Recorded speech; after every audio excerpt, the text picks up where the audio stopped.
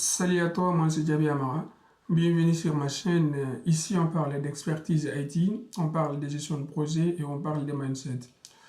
Dans cette neuvième vidéo de notre série d'apprentissage de la programmation Shell sur Linux, on va voir les filtres, principalement les filtres EWAC, les filtres CAT et les filtres grep. Ce sont des commandes sur Linux de command bash qui vont te permettre de faire des recherches des données, de la transformation des données, et aussi qui peuvent être utilisées pour prendre des décisions dans un programme d'automatisation des tâches que tu aimerais mettre en place en fonction de ton objectif. Je fais une petite préparation de l'environnement de travail. On va voir les commandes d'usage et chaque commande sera interprétée, sera expliquée afin que tu puisses avoir les éléments de base, et n'hésite pas d'approfondir tes recherches sur d'autres sources comme les main pages de cette commande ou via la commande main sur ton système. On va aussi manipuler des données dans des fichiers et on va mettre un programme spécifique à un filtre EWAC. Voilà, qui a sa propre syntaxe en fonction des manipulations que tu aimerais faire et leur utilité principale dans des cas d'usage que tu verras, c'est vraiment la prise de décision, la transformation des données, l'analyse de log par exemple, fait partir de leur travail qu'ils peuvent faire. Voilà, sans tarder, je vais te faire une présentation, comme on a dit, de notre environnement de travail. Tu as le fichier que je nommais training, le training.2. Ce fichier contient nos données de travail. Il y a aussi le programme 01.ewac qui contient notre programme EWAC qu'on va manipuler au fur et à mesure de notre évolution. J'ai créé notre fichier avec le nom bank command qui contient toutes les manipulations de commandes qu'on va voir. Ces bank command, il va nous permettre aussi de voir la commande qu'on va exécuter et de ne pas l'y taper directement pour qu'on puisse gagner du temps au fur et à mesure de la vidéo. C'est vraiment notre point d'entrée. Voilà, c'est vraiment notre point d'entrée et la majorité de ces exécutions vont se faire principalement sur le training.txt et le training.d. Alors, il y a juste une petite différence entre les deux. Voilà, donc si je fais un cat des banques, on va prendre notre première commande à utiliser. Je vais me limiter uniquement sur la combienième ligne, sur la 5e ligne par exemple, qui contient uniquement la première commande et ses explications. Voilà, donc cette commande EWAC a une option "-f". Cette option "-f", en fait, il indique les délimiteurs qu'on va utiliser entre les données qui sont dans les fichiers training.txt. Qu'est-ce qu'il fait? Alors, il ne fait pas grand-chose de spécial. Il va faire quoi? C'est basé sur des espaces qui existent entre les données dans TXT. Et ensuite, il va afficher uniquement la deuxième colonne. Voilà. Donc, pour avoir un tout petit peu d'aperçu de training, je vais faire un cat de son contenu. Il y a 10 lignes maximum qui lui sont dedans. Qu'est-ce qu'il me dit? Ouais, parce que pardon, c'est pas complète, c'est training.txt. Voilà, donc la commande EWAC qu'on va exécuter ici, son objectif, il va afficher la deuxième colonne en se basant sur le délimitateur qu'on a donné. Voilà, on va avoir EWAC-F. Je pouvais lui copier et coller, mais je préfère l'écrire en faisant moins d'erreurs possible, comme ça on va gagner du temps. Mais F, bon, attends, je fais un copier-coller de la commande parce que j'ai mis du temps à le mettre en place. Donc si on l'exécute ici encore, ça risque de nous prendre plus de temps. Voilà, donc il a fait quoi? Il va afficher, comme on l'a dit, il va afficher la deuxième colonne qui existe dans ce fichier-là. Donc ça, c'est pour le délimitateur et ça, c'est l'action qu'on va réaliser. Et c'est pour cela on a la deuxième colonne. Donc, il faut faire attention à garder qu'un seul espace. Avec Ewak, il n'y a pas principalement de souci. Mais par contre, avec d'autres filtres comme code, tu peux avoir des problèmes. Si tu fais plus d'espace sur une ligne, tu peux avoir des soucis. Ouais. Voilà, donc, cette commande, dans toute cette liste de données, il nous a affiché qu'uniquement de ce qu'on lui a demandé. Donc, il y avait d'autres types de données, il ne s'est pas intéressé à cela. Donc, on va avoir encore une deuxième utilisation des WAC. Je pense qu'on aura jusqu'à 3 utilisations des WAC avec un cas où il y a un grep. Toujours, on va se baser sur notre banque commande. Je vais lui dire de m'afficher uniquement pourquoi pas les 9 premières lignes de l'entête. Voilà, donc comme ça, cette commande, on vient de l'avoir. Il y a aussi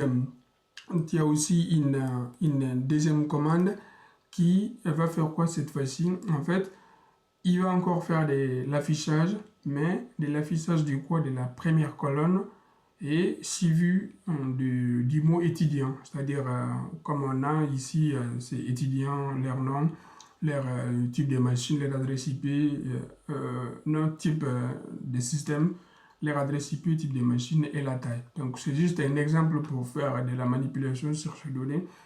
Ensuite, cette manière de manipuler de la data, tu peux le faire aussi sur tes logs. Si tu veux approfondir des recherches sur des erreurs avec mots-clés erreurs, ou si c'est un serveur web, il y a la ligne adresse IP. Ouais, tu peux manipuler aussi des données, pourquoi pas sur cette ligne-là. Ensuite, je déjà copié la commande et je lui colle. Ah, il me dit syntaxe erreur quelque part. Qu'est-ce qui est il y a des points. Alors, je pense qu'il y a une virgule qui manque ici. Ouais. iOS, il doit prendre il doit prendre en fait toute la string. Je pense que c'est ça. Et la virgule, après il a dit encore il y a des points. Alors, iOS, il a pris. Et étudiant, ouais, étudiant aussi, c'est pareil. Il doit protéger avec, les deux points aussi. Voilà, donc, ouais, par contre, il faut faire attention, en fait, les double quotes, ils ne sont pas pour rien, c'est pour protéger les mots. Ouais, là, ce n'est pas un mot, mais c'est en fait l'identifiant de la colonne qui va se référer. Mais il faut protéger tout ce qui n'est pas colonne ou autre indication que tu aimerais donner, quoi. Voilà, donc je peux garder aussi un espace pour faciliter un peu l'usage. Ouais, donc tu as un tout petit espace ici. Là, il n'y en a pas trop, donc je peux faire ça. Voilà, c'est pour dire étudiant avec un peu d'espace. Donc tout ça, c'est géré au niveau de la chaîne des caractères. Donc, pour approfondir ta compréhension, en fait, il faut juste remarquer l'identifiant que tu as donné ici. Tu as donné la deuxième ligne qui est $2 et la première ligne qui est $1. Donc, il va prendre ta liste, il va prendre ta liste de training tout court.txt et ensuite il va prendre la première ligne que tu as donnée et ensuite la combienième ligne, la deuxième ligne, la colonne, pardon. Voilà, première colonne et deuxième colonne. En se basant sur ce fichier training qui est là.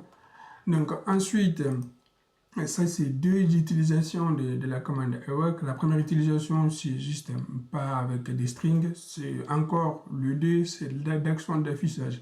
On verra avec la dernière partie d'autres façons d'utilisation de Ewak avec d'autres actions, par exemple, qui peut être d'action d'affichage, mais là où tu peux agir en modifiant l'action. Voilà. La troisième commande, on va encore afficher depuis notre banque commande. Et je prends encore, je vais afficher tout jusqu'à la ligne 13. Comment je sais que c'est la ligne 13? En fait, j'ai déjà fait une préparation là-dessus et en me limitant uniquement de ce qu'on a besoin en fonction du niveau de la vidéo. Voilà, donc cette fois-ci, c'est 13. Donc la ligne 13, ça, on vient de l'avoir.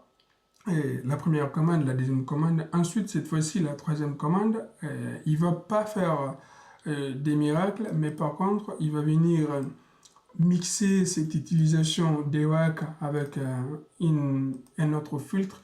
Attention, ça c'est juste une façon de montrer l'utilisation l'usage des commandes et des filtres, mais en fait, tu as la possibilité de faire ce que les résultats de cette commande peut être fait d'une autre manière. Voilà. Donc, c'est juste un tri en plus qu'on a fait sur les résultats de notre commande numéro 2, pas plus. Mais, je le répète encore, tu peux ne pas passer par grep, tu peux te limiter uniquement avec EWAC et d'avoir ces mêmes résultats-là. Donc, on verra à la suite de la vidéo. Voilà, donc n'oublie pas toujours la protection de tes chaînes de caractères. Voilà, ça va te sauver. Généralement, s'il te dit il y a un problème, il faut plutôt vérifier si tu as protégé les chaînes de caractères ou tu n'as pas oublié une petite virgule ou même le fichier est peut-être erroné ou les données ne sont pas bien organisées là-dedans. Donc, on a vu ces trois commandes d'usage d'EWAC. Est-ce que ça fait tout? Les filtres, ça te donne un exemple d'utilisation d'EWAC que tu peux te baser pour aller beaucoup plus en profondeur et d'essayer de bien comprendre et aussi de résoudre tes propres problèmes avec ces mêmes filtres. Ensuite, on va continuer avec notre banque commande. Banque commande, et cette fois-ci, je pense que je dois me limiter à la ligne 17, moins n, voilà, 17. La quatrième commande qu'on aura, c'est la commande code qui a une petite différence avec EWAC. Avec lui, il faut respecter le choix des délimiteurs. Si tu dis le délimitateur, c'est espace avec -d délimitateur. Et là, en fait, c'est les colonnes. On va afficher la colonne numéro 1 et la colonne numéro 3 de ces fichiers-là, de notre fichier de Schraning. Voilà, donc je pense que ma commande n'est pas correcte. Il me reste un petit C devant. Voilà, donc avec lui, il faut respecter, par exemple, avec EWAC, même si les données ne sont pas bien organisées, mais avec Code, il faut que les données soient bien organisées. Ça, c'est la quatrième commande. Avec notre cinquième commande, on va se repérer encore à banque. Je pense que je vais le taper, c'est pas une commande énorme. Donc, on va se limiter cette fois-ci à la ligne 21. Voilà, pour avoir d'autres cas d'usage de code. En fait, code, il y a une spécification que j'aimerais préciser pour toi cette fois-ci. En fait, il peut utiliser son entrée standard, peut utiliser la sortie d'une commande, donc avec l'usage des pipes. Et cette fois-ci, on a fait un tout petit peu de changement. On va utiliser les fichiers training numéro 2 par exemple. Et dans les training numéro 2, le délimitateur, ce n'est plus espace. Je fais exprès de changer le délimitateur en point virgule, donc il faut le préciser. Donc c'est pas pour rien on a mis espace, c'est pour pouvoir faire un choix dans les fichiers par exemple. Donc si je te fais un catch de training 2.txt, training2.txt, je l'ai mal écrit, pardon, donc c'est catch training 0d.txt. Voilà, donc j'ai changé le délimitateur en point virgule cette fois-ci. Donc c'est pour cela que la commande aussi a changé. D'abord, qu'est-ce qu'on a fait? On a d'abord fait un affichage de la commande, mais on ne donne pas les résultats. Donc si tu fais un cas de training D, ce résultat ne va pas être affiché dans la sortie, standard du terminal. Bon, cette histoire de sortie et d'entrée, je ferai une vidéo sur là-dessus pour te montrer réellement comment ces choses se passent. Donc, cette fois-ci, sa sortie est liée directement à l'entrée de la commande cut. Et c'est le cut qui va utiliser ce qu'il a en entrée, la data de training day, et il va appliquer les options ensuite de l'affichage qu'on lui a demandé. Et cut peut être utilisé aussi pour vraiment bien manipuler tes logs si tu veux approfondir des recherches de ce qui s'est passé dans un fichier de log. Mais par contre, souvent, il vaut mieux utiliser EWAC. Pourquoi? Parce que cut, son problème, c'est vraiment, il faut que les données soient organisées. Ça, c'est par rapport à mon expérience. Peut-être de ton côté, tu verras autre chose qui n'a rien à voir avec ce que moi j'ai rencontré avec la commande. Donc, on a terminé avec ces commandes d'exploration, mais cette fois-ci, ce qu'on va voir, on va voir la dernière étape de notre banque commande. Et banque commande, ça sera cette fois-ci. Bon, je pouvais faire un cut tout court, hein, mais on va continuer avec notre façon de les faire. C'est 23. Donc, cette fois-ci, bon, c'est la fin, hein, on est arrivé à la fin. Je vais te montrer d'abord le contenu de ce fichier, on va l'expliquer et ensuite on va l'exécuter avec la commande.